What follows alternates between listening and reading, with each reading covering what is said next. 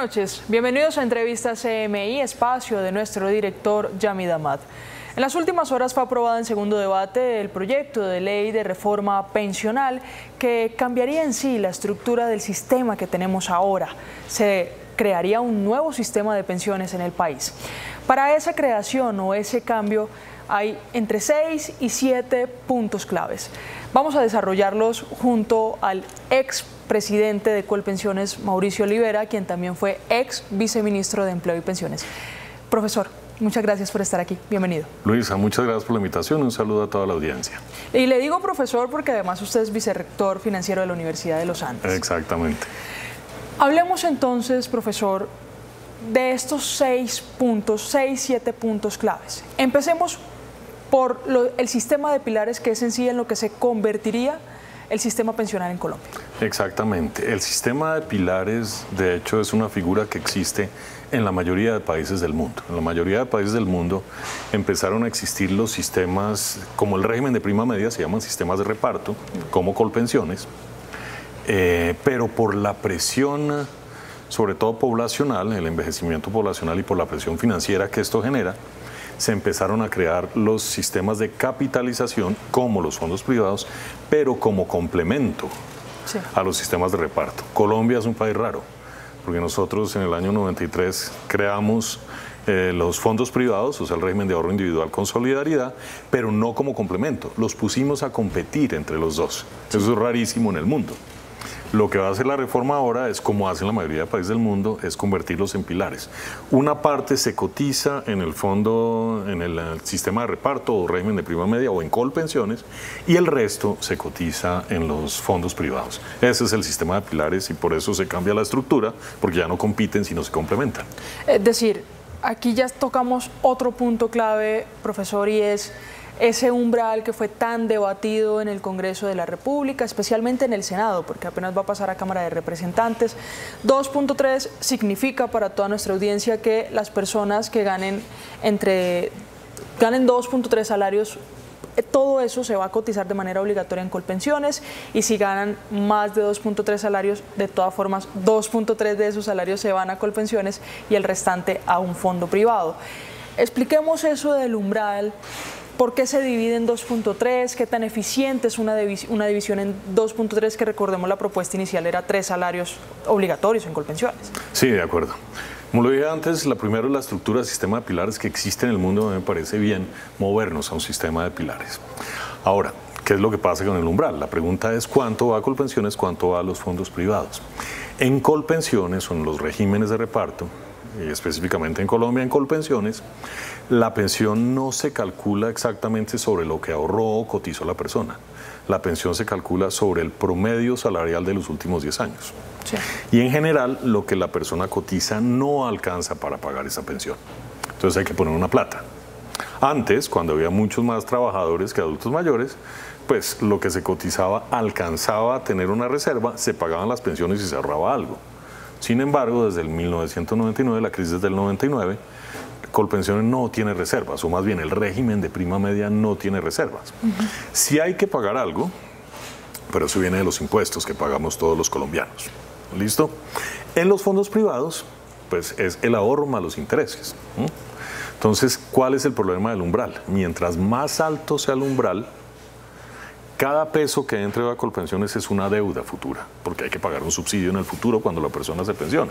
Claro. Entonces, mientras más alto sea el umbral, no para nosotros, no para nuestra generación, pero para generaciones como la tuya, que eres más joven, sí puede haber un riesgo financiero porque el umbral es más alto, entonces va a haber una deuda más alta y el Estado va a tener que pagar más. Por eso, lo que se ha buscado es bajar ese umbral lo máximo posible. Allá voy. Es decir, de pronto la complicación no será para la persona pensionada, sino para el Estado. Es decir, que esta reforma, en vez de llevarle recursos a Colpensiones, en un futuro se podría convertir en un proceso en el que no le entren recursos, sino que saquen recursos. Sí, digamos, le entran recursos, pero el Estado tiene que poner más recursos para pagar la pensión. Y ya hay un déficit fiscal ya hay un déficit sobre pensiones. Exactamente. Ahora bien, esto también a mí me gustaría sopesarlo. ¿Por qué razón? Voy a hacer comparaciones internacionales. Si cogemos un país desarrollado como España, España y Colombia tienen más o menos la misma población, 50 millones de personas. En Colombia, perdón, se gasta el 4,5 del Producto Interno Bruto en pensiones, pero de ese 4,5, 1,5 más o menos va a Colpensiones. El resto, los otros 3, van a los regímenes especiales y a regímenes que existían antes y que se están marchitando, pero que todavía pagan pensiones. Si vemos España, la misma población, obviamente una cobertura más alta, pero en España se gasta el 12,7% del Producto Interno Bruto en pensiones, 9 veces, 8 veces más que en Colombia. Sí. Listo, eso es España, es desarrollado. Vamos a América Latina. América Latina, Luisa, es la región más desigual del mundo. Los países menos desiguales son Uruguay y Costa Rica. En Uruguay se gasta el 9% del Producto Interno Bruto en pensiones. En Costa Rica el 6% del Producto Interno Bruto en pensiones, son datos de final de la década pasada. Y en Colombia es el 1,5 en Colpensiones. Entonces quiero sopesar eso también porque, claro, hay una presión fiscal y de hecho por eso la ministra dijo ayer que iba a ser necesaria otra reforma para ver cómo arreglamos ese lío fiscal, claro. Pero no es decir, no quiero decir que no haya un reto, claro que hay un reto, pero la sociedad también va a tener que decidir en algún momento cuánto quiere dedicar a los adultos mayores, dado que la población está envejeciendo. El Estado tiene que estar ahí y toca poner recursos. Y dado que el actual sistema pensional pues también tiene fallas. Claro, de acuerdo. Por eso pasar a los pilares me parece bien. Poner el umbral de 3 no me gustaba, 2,3 sigue siendo muy alto, la deuda va a ser más alta. Yo creo que si se logra en la Cámara bajar un poco más, sería mejor, afectaría un poco más a los que nos vamos a pensionar en esta generación, porque la pensión sería un poco más baja, pero ayudaría a nuestros hijos y a nuestros nietos y creo que eso está bien. Toca pensar en esa redistribución generacional. Pero mire, la justificación del Ministerio de Trabajo, profesor Olivera, es que entre más personas con salarios un poquito más altos, de todas formas 3 salarios mínimos no es un sueldo millonario. Y lo que ellos quisieran es que gran parte de las personas estuvieran en Colpensiones y se pueda asegurar la pensión.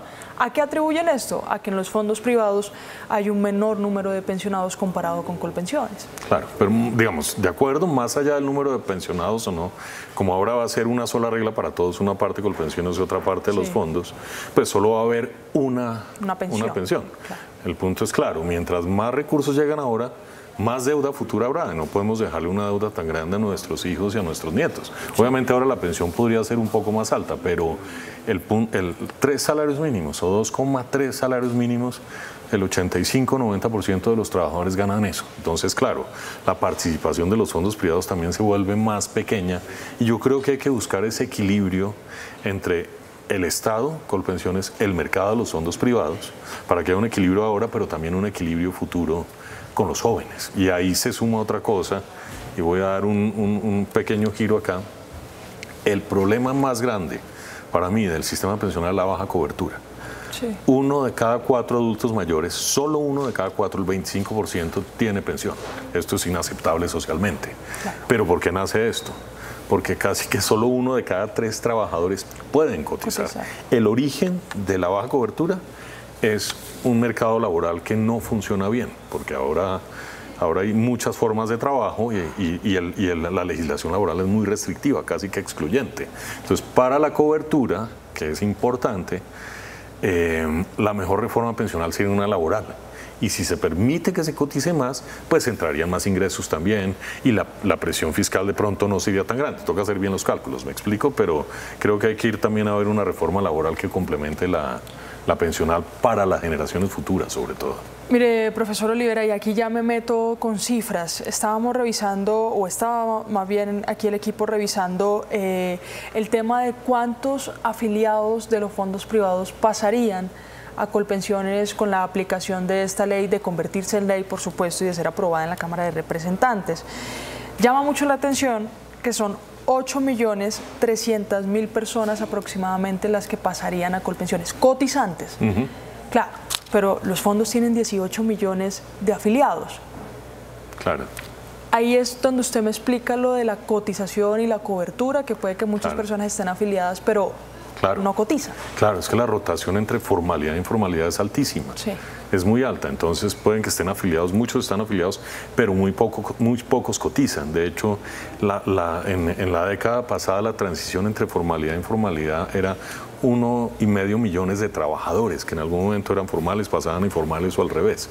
Entonces las personas no alcanzan a cotizar lo suficiente. Por eso es necesario ir a ver y entender bien y dar los incentivos adecuados en el mercado laboral. Sí. Para que puedan cotizar más y haya mucha más estabilidad en la densidad de cotización y se pueda buscar una pensión. Entonces, digamos, ese tema es muy importante para la reforma, deberían ir casi que atadas la pensional y la laboral. Y por otro lado, frente a esos 8 millones de personas que pasan a Colpensiones, ya vimos el tema de los pilares, ya vimos el tema del umbral. Sí. Este tercer tema es muy importante y es que como ahora una parte va a Colpensiones y otra parte va al fondo privado, pues entre Colpensiones y el fondo privado tiene que haber una coordinación perfecta para que se pague la pensión. Claro. Y esto va a tomar un tiempo. Ahí, por ejemplo, ¿dónde está la historia laboral de las personas? En Colpensiones o en los fondos privados, ¿ahora dónde va a estar? Es decir, acá hay un manejo institucional y de coordinación muy difícil. Por eso es importante preguntarse cuándo podría empezar a aplicarse este nuevo sistema pensional, cuándo podría aplicarse esta ley, porque eso ayer votaron que 2026 o eventualmente 2025 es muy rápido. Yo creo que esto va a tomar mucho más tiempo, pero más que el tiempo es necesario buscar rápidamente esa coordinación, insisto, porque es que la pensión va a tener que liquidarse al tiempo. No puede ser que Colpensiones empiece a pagar una parte primero y el fondo después o al revés. Tiene que coordinarse muy bien y detrás de eso está la historia laboral. Ahí hay un tema muy grueso que de pronto no es de ley, pero tiene que regularse muy bien y tiene que haber sobre todo una institucionalidad que los coordine para poder avanzar y poder aplicar bien este nuevo sistema. Lo que usted quiere decir, profesor Olivera, es que la fecha de aplicación, ya lo dijo el mismo Congreso, lo dice el documento, es julio de 2025 de aprobarse la ley. Lo que usted quiere decir, profe, es que no hay tiempo de aquí a julio de 2025 para que se haga esa trazabilidad de información. Claro. Y saber, es que cerca del 80% de los claro. afiliados en los fondos pasarían a Colpensiones. De acuerdo. No hay el tiempo, además, porque por otro lado Colpensiones, para recibir 8,3 millones de afiliados más y atenderlos y recibir la información y atender todo, pues tiene que reestructurarse, una reestructuración. Yo cuando estuve presidente de Colpensiones me demoré 2 años en una reestructuración. Entonces pensar de que de aquí al 2025 creo que no se alcanza. Toca pensar muy bien cómo hacer esa transición institucional para que la reforma funcione bien. Mire, usted ya tocó otro de los puntos claves, entonces vamos a pasar al fondo de ahorro, que en esta plenaria de Senado, no en comisión, sino en plenaria, pues resultó saliéndole un administrador o una entidad que lo va a manejar, que es el Banco de la República. ¿Cómo va a ser el manejo de ese fondo? Respondamos algunas preguntas, profesor.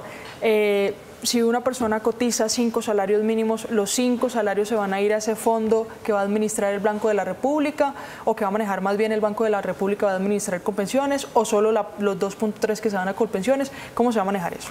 De acuerdo, digamos, como es una reforma de pilares, sí. Entonces, si tú ganas 5 salarios mínimos, sobre los primeros 2,3 cotizas en Colpensiones y el resto cotizas, o sea 2,7, lo cotizan en los fondos privados. Lo de los fondos privados lo maneja y lo administra los fondos privados. De lo que entra a Colpensiones, una parte puede llegar a ser el ahorro. Y el miedo que hay en la sociedad, y eso fue una discusión muy grande, es que si esa plata le entra a Colpensiones y no se ahorra una parte, porque el Estado podría cogerla para gastarla en otras cosas. Sí. Entonces, originalmente, el gobierno lo propuso, dijo pues que lo administre Colpensiones, pero es que Colpensiones hace parte del Estado. Claro. Entonces hay el riesgo de que se gaste, más allá de una posición política de este gobierno o del otro, cualquiera podría hacerlo. Por eso es interesante y es importante buscar un ente independiente. Se pensó en el Banco de la República, ayer el gerente del Banco de la República dijo que el banco podría hacerlo. Me parece bien que sea un ente independiente al Ejecutivo que administre los recursos y que esto obviamente cuando se reglamente tenga unas reglas muy claras para que esa plata no se gaste en otras cosas, que no se gaste sobre todo en gasto corriente. Además es un ente que tiene todo el conocimiento del manejo financiero. Exactamente. Nosotros los colombianos hay algo que tenemos muy importante que no valoramos mucho, es la estabilidad macroeconómica, y eso en gran parte es gracias al Banco de la República. La política monetaria que maneja el Banco de la República. Mire, hacía una pregunta un colega a la ministra de Trabajo y le decía: ministra, ¿cómo haremos para que el Banco de la República, como también se encarga de la política monetaria y de regular algunas cosas, no tenga un conflicto de interés en el manejo de pensiones? Pues las pensiones también necesitan generar una utilidad. Claro, de acuerdo, digamos. La función principal del Banco de la República es que no haya inflación en el país. Okay. Y la herramienta que maneja el Banco de la República para que la inflación cumpla la meta del banco es la tasa de interés. Entonces, si la inflación es muy alta, sube la tasa de interés. Si la inflación es muy baja y la economía está frenada, baja la tasa de interés. Entonces, claro, la pregunta que surge es, si baja la tasa de interés, pues a ese fondo de ahorros, pues la rentabilidad va a ser menor. Entonces ahí podría haber un conflicto de intereses, porque pues una tasa de interés es menor rentabilidad. Sin embargo, se puede crear dentro del banco. El banco ha tenido otras experiencias, el Fondo de Ahorro de Estabilización Petrolera, por ejemplo, y ha guardado esos recursos y los ha administrado de buena manera. Entonces, obviamente la junta directiva del banco, cuyo objetivo es la inflación, no puede tener nada que ver con el fondo de ahorro, pero yo creo que institucionalmente eso se puede diseñar bien. Es posible y sería en este momento el ente más opcionado, con mejores posibilidades para hacerlo. De acuerdo. Vamos a pasar a otro de los puntos claves, profesor, y es el tema de género. La edad no se tocó, las semanas tampoco se tocaron, pero las mujeres, a partir de una decisión de la Corte también, tendrán algunos beneficios. Gracias por continuar con nosotros. Profesor, le preguntaba sobre este artículo que se incluyó en el proyecto de reforma, porque mientras estaba debatiendo este proyecto, la Corte tomó una decisión y dice, las mujeres, pues cuando salió la ley que rige actualmente, no se pensó en que unas mujeres o que las mujeres se podían ya pensionar a los 57 años, pero tienen las mismas semanas de los hombres. Entonces, por favor, démosle concordancia a eso y reduzcamos las semanas de cotización para las mujeres a 1000 semanas. Eso se incluyó en el proyecto. Pero por lo que realmente le quiero preguntar, además de la decisión de la Corte, es sobre el beneficio de las mujeres que tienen hijos. Es decir, ¿le aplica lo de la Corte y también le va a aplicar lo del beneficio? Es decir, ¿habrá mujeres en 2036 que se puedan pensionar con 750, 850 semanas? De acuerdo, digamos. El punto importante acá con la reforma y con el nuevo sistema pensional, Luisa, creo yo, es un enfoque de género. Sí. Un enfoque de género que en parte se da porque las mujeres pues tienen que cotizar las 1.300 semanas, pero a menor edad, 5 años antes que los hombres, aunque de todas maneras las mujeres pueden seguir cotizando. Este enfoque de género fue tenido en cuenta el año pasado por la Corte. Y la Corte dijo, si se pensionan antes, es necesario bajar las semanas. Entonces se bajaría cada año de 1.300 hasta llegar a 1.000 paulatinamente, porque la Corte entiende que pues bajar las semanas implica que toca poner más recursos, porque la pensión va a ser la misma, entonces sería un subsidio mayor para las mujeres, ¿cierto? Lo que dice la Corte es que esto debe hacerse si el Ejecutivo y el Legislativo no encuentran otro camino para compensar las bajas pensiones de las mujeres, ¿no? Sí. Es decir, la baja cobertura, no el monto de la pensión, sino la baja cobertura. Y por eso, y esto se está discutiendo ya hace muchos años, se ha pensado en darles 50 semanas, eso es un año, más un año tiene 52 semanas, 50 semanas por cada hijo nacido hasta tres hijos, que son las 150 semanas. Por eso tu pregunta es de 1000 a 150 menos, es decir, a 850. Creo que esto todavía toca discutirlo mucho porque yo los veo como dos alternativas, o la una o la otra, sí, pensando sobre todo en la presión financiera que puede tener el sistema pensional y sobre todo, insisto, no nosotros, pero nuestros hijos y nuestros nietos, sí. Y por eso hay que pensarlo si es una alternativa o si se complementan.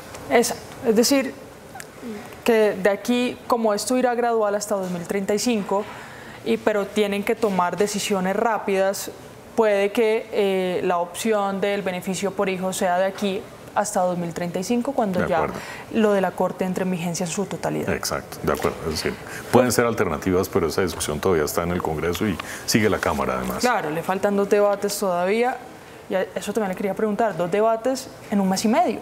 Usted fue funcionario, usted estuvo en Colpensiones, también se trabajaron algunos proyectos. Claro. ¿Mes y medio posible para 2 debates? Yo lo veo difícil, pero pues depende un poco de lo que coloquialmente se llama la planadora del gobierno. El gobierno tiene mucho poder para la agenda. Obviamente las discusiones con el Congreso y sobre todo con el Senado no fueron fáciles. Con la Cámara creo que un poco más, aunque recuerda cómo fue la reforma a la salud en la Cámara, que fue hasta el último día, un minuto antes de que se cerrara, que se dio. Entonces, digamos, yo creo que hay riesgos de que de pronto sí, de pronto no. Pero políticamente, ¿cómo lo usa? La veo difícil el mes y medio, pero digamos, dentro de las reformas sociales propuestas por el gobierno del presidente Petro, creo que es la mejor estructurada. Y en Colombia llevamos mucho tiempo, llevamos por lo menos una década y media diciendo que necesitamos esta reforma. Obviamente hay puntos que toca tener en cuenta, porque es mucho mejor la reforma si el umbral se baja, por ejemplo. Y toca ver cómo se hace esa discusión. Mire, y vamos ya casi que para el último punto clave, y es la transición. Entonces, la transición del proyecto lo que indica es que para las personas, hombres que tengan 900 o más de 900 semanas cotizadas, pues este proyecto o este nuevo sistema no le va a tocar, se queda con el sistema que tenemos actualmente, que viene desde la Ley 100, y para las mujeres que tengan 750 semanas cotizadas o más, pues tampoco les va a tocar. Sin embargo, hay una ventana pensional que le da una opción a las personas que tienen más de 750 semanas en caso de las mujeres y más de 900 en caso de los hombres, que puedan elegir entre 2025 de entrar en vigencia la ley y entre 2027. ¿Y eso cómo es? En general, todas las reformas pensionales tienen una transición.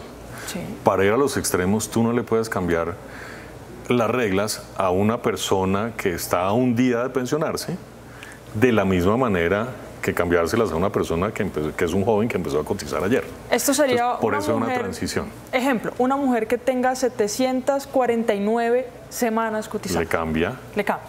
Y que si tiene 751 no le cambia. Entonces, claro, ahí toca muy bien ver cuál es el efecto financiero y el efecto en la población. Es la primera vez que veo yo, de lo que conozco de los sistemas pensionales, que se hable de semanas. En general lo que se dan son cuántos años lleva o cuántos años le faltan para llegar a la edad. De hecho, la Ley 100, en la Ley 100 la transición empezó de 10 años. Todo aquel que le falten 10 años o menos para llegar a la edad, se queda en el régimen anterior, y 10 años o más pasa al régimen nuevo. Entonces acá se está hablando de semanas, se ha bajado de los hombres de 1000 a 900. Es necesario ver muy bien los cálculos financieros para ver cómo se afecta financieramente sobre todo, y cuántos hombres y cuántas mujeres quedan afectados, quedan en el régimen pasado y cuántas pasan al régimen nuevo. En general, la discusión que se da ahí sobre todo financiera.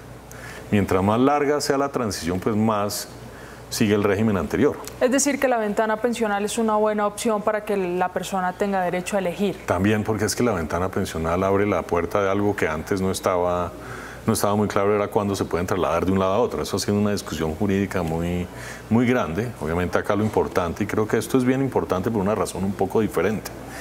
Nosotros, no los colombianos, los seres humanos, sí, nunca pensamos en la pensión.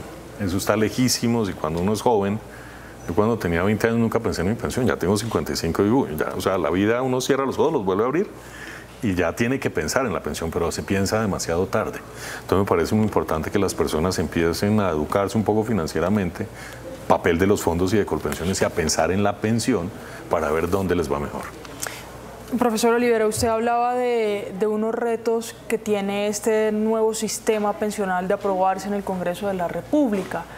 Uno de esos retos es la cobertura, pero es la cobertura de cotización, más que de afiliados de cotización, porque claro, hay muchos afiliados en el país, pero quienes cotizan, el número es muy bajo. De acuerdo. ¿Puede la reforma pensional dar opciones a esa cotización? ¿O qué cambios necesita el formato laboral del país? ¿Qué estrategia necesita? ¿Es la reforma laboral una opción para aumentar ese número de cotizaciones? La reforma, de hecho, propone algunas cosas. Sí. Entonces, esto ya estaba en un decreto que se convierte en ley, que es la cotización por semanas para unos grupos específicos. Entonces ya no se cotiza todo el mes, sino por semanas. Esa es una opción. La otra opción es la pensión familiar. Si una pareja cónyuges con algunas características llegan a la edad, pero cada uno por su parte no tiene las 1.300 semanas, entonces se suman las semanas de los dos y por lo menos se les da una pensión. Y tiene otra que es muy importante, que es la pensión anticipada. Si llega a la edad y ha cotizado, no llega a las 1.300, pero ha cotizado más de 1.000 semanas, se le paga la pensión y se le descuenta lo que no cotizó.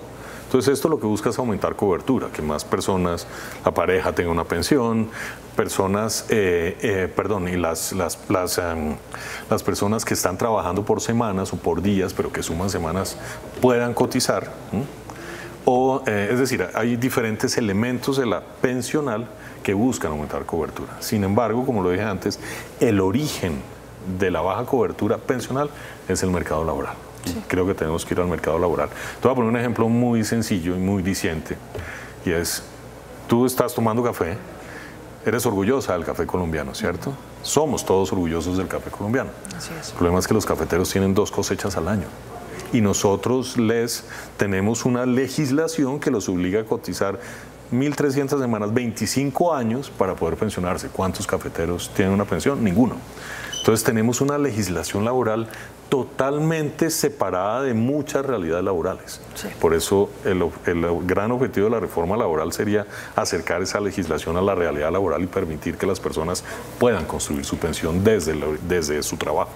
Pues profesor, con esta conclusión terminamos, con este mensaje más bien y esta reflexión terminamos. Gracias por acompañarnos esta noche. Luisa, muchísimas gracias por la invitación y un saludo a la audiencia. Y a ustedes, queridos televidentes, los invitamos a continuar aquí en Noticentro 1, CMI.